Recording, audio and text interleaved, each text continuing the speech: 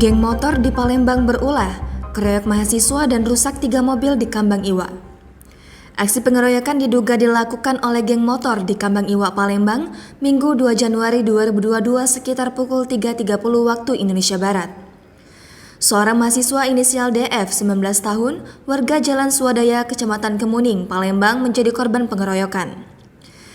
Kasat Reskrim Polrestabes Palembang, Komisaris Polisi Tri Wahyudi membenarkan adanya laporan korban pengeroyokan. Polisi saat ini belum mengetahui pasti jumlah dan identitas pelaku. Polisi masih menyelidiki dan mengejar pelaku.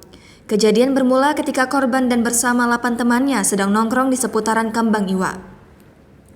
Tidak lama kemudian, datang segerombolan geng motor menghampiri korban dan temannya. Selain menyerang korban, para pelaku juga merusak 3 mobil yang terparkir.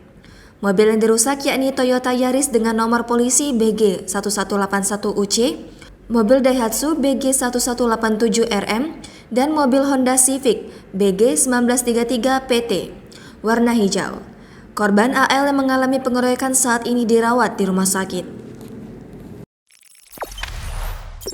Jangan lupa subscribe, share, komen, dan like ya!